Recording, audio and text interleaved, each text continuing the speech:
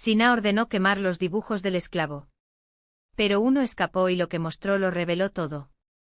La llama devoró vorazmente las hojas de papel, enroscándose en los bordes como dedos codiciosos.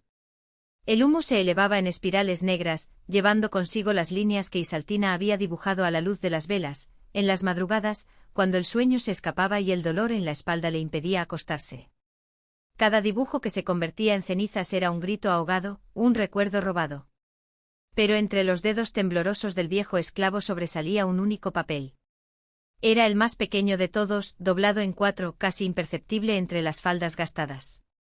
Cuando la señora le dio la espalda, satisfecha con el fuego que consumía las pruebas de insubordinación, Isaltina las escondió contra su pecho, sintiendo el sudor frío pegar el papel a su piel. Solo cuando la noche cayó sobre las dependencias de los esclavos y los grillos comenzaron su endecha, lo desplegó bajo la plateada luz de la luna que entraba por la rendija de la puerta. Lo que vio la dejó sin aliento. No era uno de sus bocetos habituales, los rostros de los que partieron en la tumba, las cicatrices en las espaldas de sus compañeros, las manos de la señora manchadas con la sangre del castigo. Esa hoja mostraba algo diferente, un mapa. No los caminos de las granjas ni las rutas de los capataces, sino algo mucho más antiguo.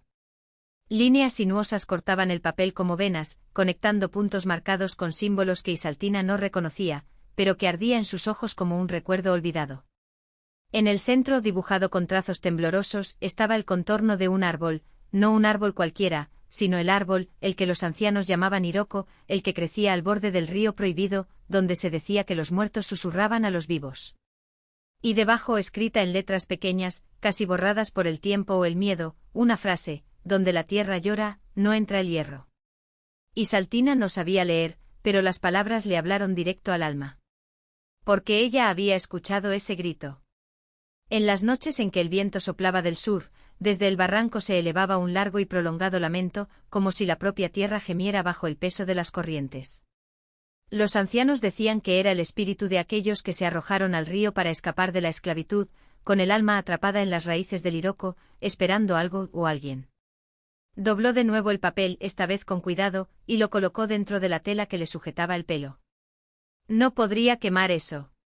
No cuando el dibujo parecía haber sido hecho por manos distintas a las suyas. A la mañana siguiente, mientras le servía el café a su señora, Isaltina notó algo extraño. La señora la miraba con un brillo diferente en los ojos, una sospecha que no estaba presente el día anterior. Como si lo supiera. Como si hubiera visto lo que el fuego no había consumido. Algo escondes, ¿no, perro? La voz de la dama era melosa, pero el veneno rezumaba por debajo. Isaltina bajó la mirada, sus manos firmes a pesar de su temblor interno. No, señorita. Pero cuando la taza se rompió en el suelo, destrozada por el golpe del látigo, lo supo, la señora no estaba preguntando. Te estaba advirtiendo. Esa noche, mientras los demás dormían exhaustos, Isaltina se escabulló por la puerta trasera del cuarto de esclavos, con el papel ardiendo en su mano como una brasa. Siguió el camino que solo los desesperados se atrevían a tomar, bordeando los cañaverales, esquivando a los perros que olían la libertad como olían a carne podrida. Hasta llegar al barranco. El Iroko estaba allí con sus raíces retorcidas como dedos gigantes enterrados en la tierra. Y debajo, casi cubierta de barro, una estrecha abertura. Un túnel. Isaltina se arrodilló, su corazón latía tan fuerte que temió que el sonido atrajera a los capataces. Pero el único sonido era el llanto de la tierra, ahora más fuerte, casi una canción.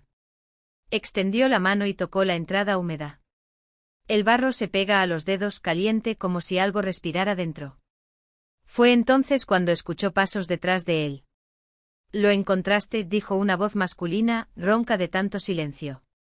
Se giró y vio una figura emerger de las sombras, un hombre delgado con cicatrices que brillaban bajo la luna como hilos de plata. Era el tío Joaquim, el mayor del barrio de esclavos, el que todos decían que había perdido la cabeza después de que los capataces le arrancaron la lengua. Pero el tío Joaquim no estaba loco. Y cuando abrió la boca no fue para hablar, sino para sonreír, una sonrisa que mostraba dientes tan afilados como cuchillos. «No lo saben», susurró, aunque no salió ningún sonido. «Pero la tierra recuerda. Y ella está esperando». La mujer, cuyo nombre había sido borrado por los años. Pero a quien los niños en las dependencias de esclavos llamaban en secreto Madre Tierra, sintió el peso de esas palabras enroscarse en sus huesos. No fue miedo. Fue un reconocimiento. El tío Joaquín extendió la mano, sus dedos temblaban como raíces buscando agua. Entre ellos algo palpitaba, un trozo de hueso blanco pulido por el tiempo con marcas de dientes humanos. Lo presionó contra su palma y el barro que la cubría comenzó a hervir, siseando como una serpiente despierta. Aquí, dijo sin voz, señalando la entrada de la cueva. En el interior, el aire olía a carne podrida y a flores que nunca habían visto el sol. Las paredes, cubiertas de símbolos rayados con uñas o dientes, contaban una historia que ningún libro había registrado.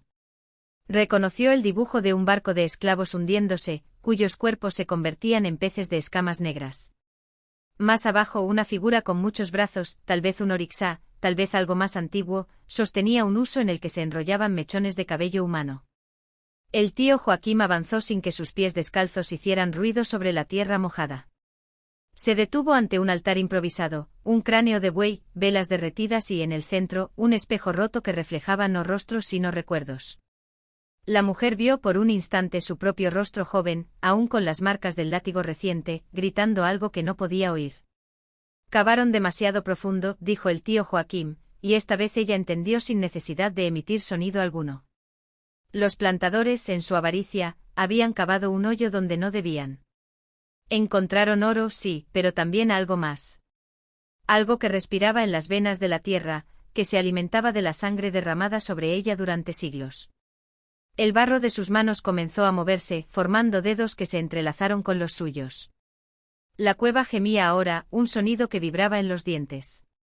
El tío Joaquín tomó una de las velas, la encendió con un soplo que no salía de sus pulmones y la acercó al espejo. Las llamas se extendieron, verdes como los ojos de un gato, y revelaron la verdad. Debajo de las viviendas de los esclavos, debajo de los cañaverales, incluso debajo de los huesos de los que habían muerto de hambre o bajo el látigo, había una boca. Y ella se estaba abriendo.